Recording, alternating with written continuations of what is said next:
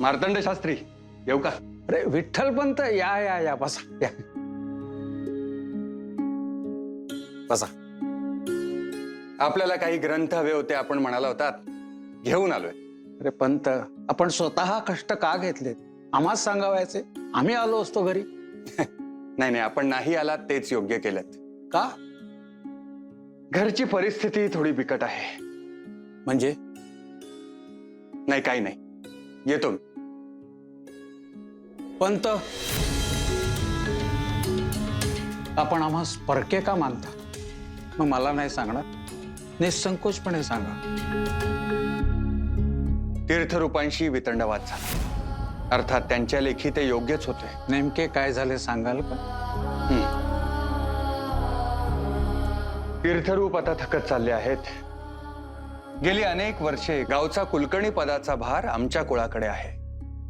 परंतु आता वयोमान परत्वे हा कार्यभार सांभाळणे त्यांना अवघड जाते आहे. आणि त्यांची इच्छा अशी आहे की तो कार्यभार आता आपण सांभाळावा, हो ना? होय पंत, मग त्यात अडचण काय? वंश परंपरेने हे उत्तरदायित्व कधी ना कधी आपल्याकडे येणारच आहे. परंतु या उत्तरदायित्वास मी योग्य आहे असे मला वाटत नाही. असे का म्हणता आपण पंत? आपल्यासारख्या विद्वान माणसाने जर तो पदभार स्वीकारला तर केवळ आपे गावच नव्हे, आजूबाजूच्या 10 गावांचं भवितव्य उज्ज्वल होणार आहे. नक्कीच आपल्या कुळाचा गौरव साक्षात यादव सम्राटाने केलेला आहे. जे सारे घडले ती माझ्या पूर्वजांची पुण्य आहे. ते सारे त्या पदास योग्य होते म्हणून तीर्थरूपांच्या आज्ञेमुळे मी हे पद स्वीकारी नाही. परंतु अयोग्य माणूस पदावर बसला की त्या व्यक्तीचा आणि त्यावर अवलंबून असलेल्या समाजाचाही ऱ्हास होतो. पण त्या पदास आपण अयोग्य आहात असे आपणास का वाटते? मला केवळ आणि केवळ ज्ञानाची आस आहे. या मर्यादित जीवनात मला अधिकाधिक ज्ञान प्राप्त करायचे आहे. पंत, आपण दक्षिण काशी जाऊन अध्ययन करून आला आहात. तिथल्या मोठमोठ्या विद्वानांनी आपल्या ज्ञानाचा गौरव केला आहे. आपल्या चालण्या बोलण्यातनं आपली विद्वत्ता क्षणाक्षणाच दिसते आहे. असे असताना आपण ज्ञान, मला आजवर मिळालेल्या ज्ञानामुळे एवढंच कळलंय की मी प्रचंड अज्ञानी आहे, अपूर्ण आहे. मला खरा माणूस धर्म जाणून घ्यायचा आहे. प्रांतोप्रांतीच्या विद्वानांशी, आचार्यांशी चर्चा करायची आहे. सर्व धर्मग्रंथ समजून घ्यायचे आहेत आणि जनसामान्यांच्या कल्याणासाठी स्वतःला वाहून घ्यायचे आहे. एकदा कुलकर्णी पद स्वीकारले की यातलं काहीही मला करता येईल. खरंय पंत, अगदी खरंय. काय झाले? असामान्य माणसाच्या तेजाची झळ सर्वाधिक त्याच्या कुटुंबियास सोसावी लागते हे पुन्हा एकदा सिद्ध झाले. मी कोणी असामान्य माणूस नाही मार्तंड शास्त्री. आहात, आपण असामान्यच आहात आणि येणारा काळ हे वारंवार सिद्ध करेल. विठ्ठल पंत, बघा आता मी काय करतो. ज्ञानादादाच्या मधुर वाणीतून गीता पठण मनात साठवून ठेवण्यासारखा दुसरा परमानंद नाही.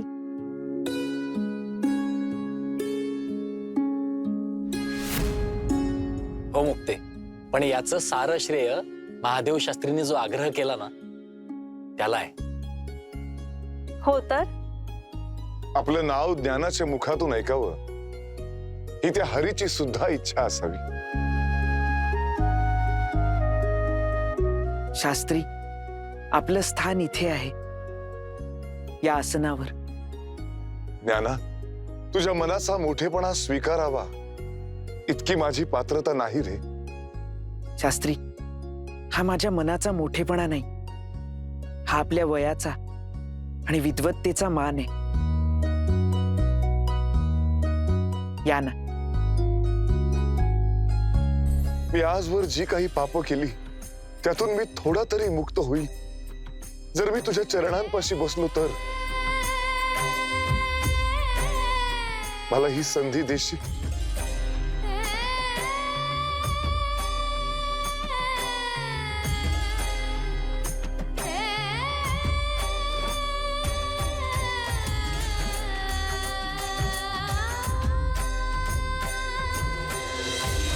जगता हो सावली ज्ञानेश्वर माऊली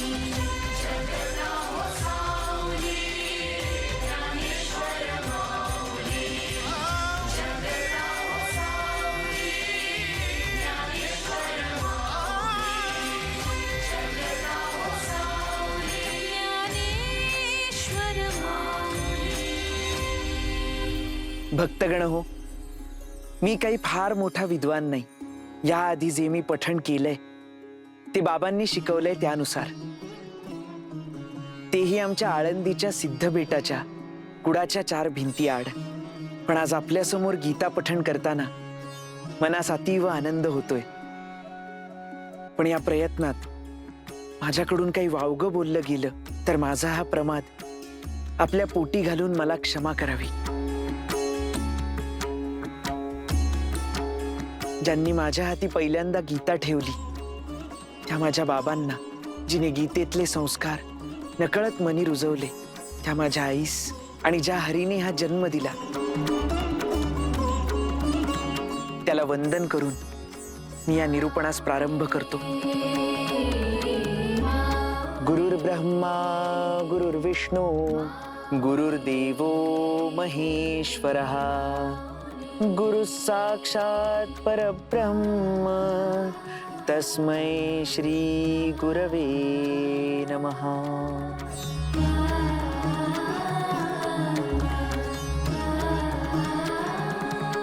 भक्तगण हो, जेव्हा मनुष्य आपल्या जीवनाचं मूळ ध्येय विसरला तेव्हा त्या ध्येयाची पुनर्स्थापना करण्यासाठी भगवान श्रीकृष्णाने या भूमीवर अवतार घेतला आणि त्याच्या मनुष्यरूपी जन्माने अज्ञानाच्या वाघिणीने गिळंकृत केलेल्या मानवी मनांवर प्रकाशाचा कवडसा पडला. भरकटलेल्या विचारवाटांना जन्माचा खरा अर्थ शोधण्याची इच्छा निर्माण झाली. त्या वाटेवर ही गीताच आपलं बोट धरून अगदी अलगद हाती घेते आणि अवघड सारं सोपं होऊन जातं ते या भगवद्गीतेच्या छायेत. ही गीता म्हणजे केवळ शब्दांची गुंफण नव्हे व उपदेशही नव्हे, हे आहे जीवनाचं सार, गुरुशिष्य आणि मनुष्य आणि ईश्वर या नात्याचं मर्म. महर्षी व्यासांनी रचलेल्या महाभारताच्या इतिहासात कौरव आणि पांडवांच्या निर्णायक क्षणी विषादाने व्याकुळ झालेल्या अर्जुनाला भगवान श्रीकृष्णाने केलेला बोध हे भगवद्गीतेचं मूळ आहे. राजवाड्यात बसून अस्वस्थ झालेल्या धृतराष्ट्राच्या मनात रणांगणावरील परिस्थिती जाणून घेण्याची आतुरता निर्माण झाली. दिव्य दृष्टी असलेल्या संजयाला त्यांनी विचारलं, हे संजया, कुरुक्षेत्र या पवित्र धर्मक्षेत्रावर एकत्रित आलेले युद्धाची इच्छा असणारे माझे पुत्र आणि पांडव यांच्यात नेमकं काय घडतंय? आणि हा प्रश्नच हा भगवद्गीतेचा प्रारंभ आहे. धर्मक्षेत्रे कुरुक्षेत्रे समवेतायुयुत्सवः मामकः पांडवाश्चैव किम कुर्वत संजय. जिथे धार्मिक कार्य केली जातात असं स्थळ म्हणजे धर्मक्षेत्र. पुरातन वैदिक काळापासून पवित्र तीर्थस्थळ असणाऱ्या कुरुक्षेत्री गीतेचे पवित्र तत्वज्ञान जन्मले. कौरव आणि पांडव आपल्या सैन्यासवे युद्धासाठी सज्ज होते. कोणाच्या मनी जिंकण्याची अपार इच्छा होती तर कोणाच्या मनी होते धर्मरक्षणाचे आद्य कर्तव्य.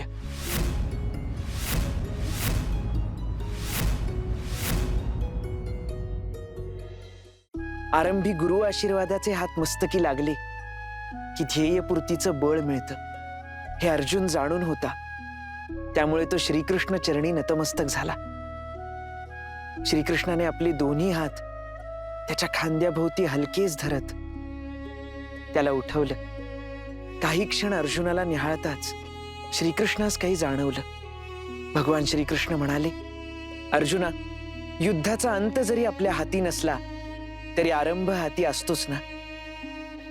जगताना मरणाची इच्छा करणं आणि मरण काही अंतरावर दोन्ही हात पसरून उभं असताना त्याच्या आलिंगनाचा स्वीकार करणं या दोन भिन्न गोष्टी आहेत. आयुष्य किती क्षणिक आहे हे युद्धभूमीवर पाऊल ठेवल्यावरच ध्यानी येतं. आणि हृदयातले सारे भाव डोळ्यात उतरतात. अर्जुना, सख्या, तुझ्या मनी उठलेल्या विचारांचे हे वादळ शांत कर. क्षणार्धात आपल्या मनीचा भाव अचूक ओळखावा, तोच आपला गुरु. हे अर्जुनाने पुनश्च अनुभवलं. स्मित करीत म्हणाला, युद्धाला प्रारंभ करण्यापूर्वी कुणाशी लढायचंय हे आधी स्वतःच्या डोळ्यांनी पाहण्याची इच्छा आहे. हे ऐकताच श्रीकृष्णाने आभाळाकडे पाहत हलकेच स्मित केले. ते स्मित होते अंतर्मनीचे. युद्ध प्रसंगी सुद्धा अर्जुनाच्या मनी मानवतेचे अंकुर नव्याने जन्म घेत असल्याचे, शिष्याने अपेक्षित इच्छा व्यक्त केल्याचे समाधान होते. हे असेच भाव आपल्या आईच्या जीवनातील पहिल्या गुरुच्या डोळ्यात पाहण्याचं सुख काही निराळच असतं. लहानपणी आपल्याला घडवताना तिने आपल्यामध्ये केलेले संस्कार, स्वपेक्षाही सहाय्याची दिलेली शिकवण, सवंगड्यांसवे खेळता खेळता लागले असता आपल्या लेकराला त्याच्या आधी समोरच्याची वेदना जाणवली, हे पाहून मायेच्याच डोळी आनंदाचे भरते येते. माणसाच्या मनी माणूस पण जन्मतःच असतं, पण आपल्याला त्याचा शोध घेण्यास प्रवृत्त करणं आणि अजाणत्या वयातही ते जगवत ठेवणं हे मायबापासच जमतं. रथ दोन्ही सैन्यांमध्ये उभा करण्यात आला आणि अर्जुनाला दिसले की त्याचेच आप्त स्वकीय बंधू युद्धासाठी सिद्ध आहेत.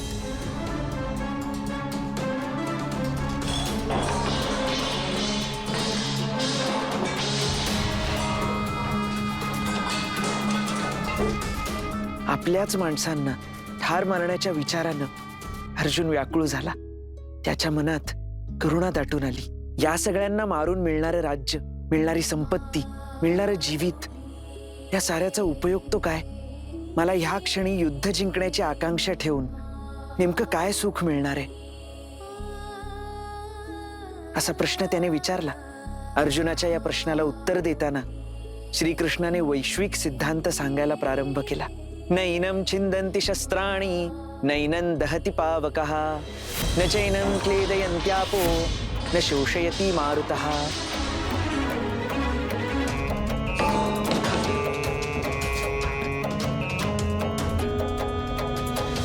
अर्जुना, मनी करुणा निर्माण होणं हा तर खरा माणूस धर्म आहे.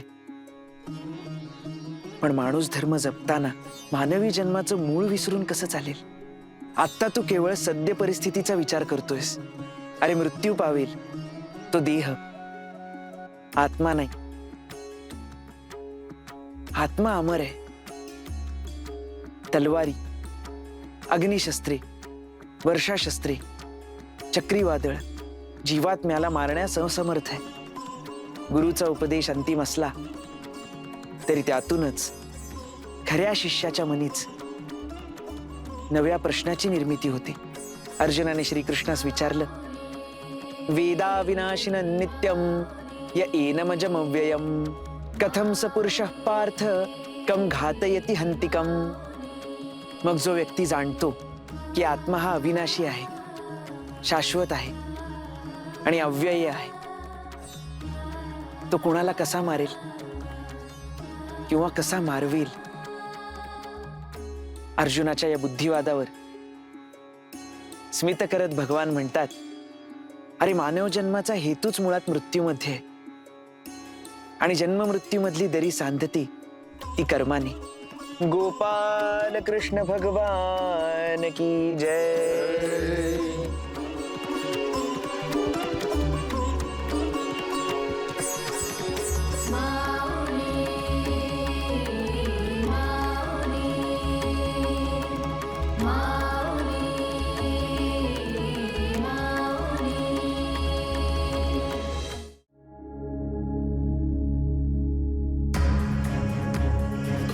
पांडुरंगा,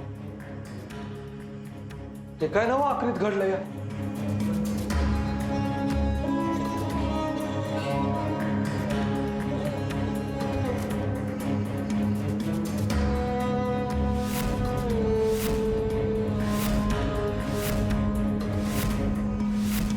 दादा, एखादं जनावर आलं असेल का रे घरात? होय, जनावरच आलं असणार, माणसात असलेलं जनावर. आपण कुणी नाही हे पाहून कुण्या नराधमानं ही चोरी केली असणार. हे जे कोणी केलं असेल ना त्याचं कवच भलं होणार नाही. मुर्दा बशिवला मेल्याचा एक डाव मोहरा आला ना तर चांगला चेतूनच काढून त्याला. मावशी, हे केवळ घर नाहीये, आई बाबांच्या सहवासानं पावन झालेलं राऊळ आहे. आणि या राऊळात हे असं, तेही पांडुरंगाच्या साक्षीनं, हे असं करताना त्यांना काहीच कसं वाटलं नसेल. मला एक गोष्ट उमगत नाहीये, या घरात त्यांनी चोरलं तरी काय असेल? या गृही आईबाबांनी सदैव पांडुरंगाची भक्ती केली, मग त्या पांडुरंगाने असं होऊच कसं दिलं असेल? नाही मुक्ते, असं बोलू नकस. मला ठाव आहे तो पांडुरंग त्या चोरासनी ह्या आणि त्या पद्धतीनं शासन करलच. नाही काका, पांडुरंगानं कोणाला तरी शासन करावं अशी मनीषा उरी बाळगणं म्हणजे आपल्या अंतरात त्या कलीचा शिरकाव होऊ देण्यासारखं आहे. आणि बाबांना ते आवडलं नसतं. आई बाबांनी इतके वर्ष इतके हाल सोसले, पण तरीही कोणाही विषयी कधीही वाईट विचार मनात आणला नाही. मग तो आपण तरी का आणावा? अरे पण दादा, आपलं घर. सोपाना, या घरातल्या वस्तू उद्ध्वस्त होऊ शकतात, चोरीला जाऊ शकतात, मात्र या वास्तूतली सकारात्मकता आणि आपल्या आई वडिलांची पुण्याई कधीही चोरीला जाऊ शकत नाही. या घरातलं सर्वात मौल्यवान धन हे आपल्या सवयीच असणार आहे. आपल्या घरात चौर्य कर्म करून त्या चोराची एखादी निकड भागणार असेल तर मला त्याचा आनंदच आहे. ज्ञाना, कुठून आणतोस रे एवढी सकारात्मकता? काका, माणूस धर्माचं सर्वात मोठं बळ म्हणजे ही सकारात्मकता आहे. ती एकदा अंगी बांधली की कसलाही खेद आणि खंत उरत नाही. वाऱ्या पावसामध्ये अनेक पक्ष्यांची घरटी सुद्धा उद्ध्वस्त होतात, पण म्हणून ते जगणं सोडत नाहीत, हतबल होत नाहीत. आपणही नव्या उमेदीने आपले हे घरटं पुन्हा उभं करूया. चल मुक्ती.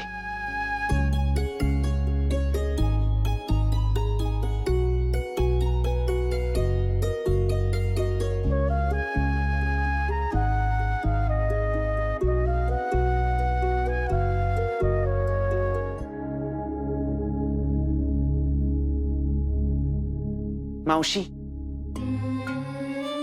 मावशी, अगं कुठे हरवलीयस? मावशी, मावशी,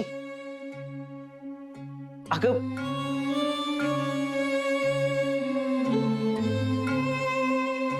काय झालं ज्ञाना? अरे तो आता चटका बसला काय? चटका काय फकस्त हातालाच बसतोय. म्हणजे काय चाललंय हे समजा? लेकरांनी काय वांगाळ केलंय कुणाच?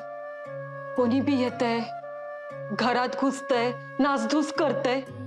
मावशी, मी म्हणालो ना, तू जे म्हणला ते मी ऐकलं ज्ञाना, पण मी तुझ्या वाणी नाही र. माझा जीव तुटतो तुमच्यासाठी, या घरासाठी, आणि भ्या भी वाटतंय. आज जे झालं ते पुण्यांदा व्हायनं ग. ते ठरवणं आपल्या हातात नाही, पण एखादी वाईट घटना घडल्यानंतर ती सहन करण्याचं बळ मिळावं यासाठी आपण प्रार्थना नक्कीच करू शकतो. म्हणजे आपल्या हातात काय बी नाही, जे होते ते नुसतं बघत राहायचं. मग अशानं ती माणसं आपल्याला कवाच सुखानं जगू द्यायची नाही ज्ञाना. यासनी अद्दल घडवायच पाहिजे. आणि यासाठी हे समज कोण करतंय हे हुडकाय पाहिजे, आणि त्या म्या शोधणार. मावशी, तू काय बी बोलू नका ज्ञाना, तुझ्या इतकी इद्वान नाही म्या, पर माय हाय म्या. आणि आपल्या पिलासनी कोण त्रास देते हे हुडकल्या बिगार माय शांत बसत नाही.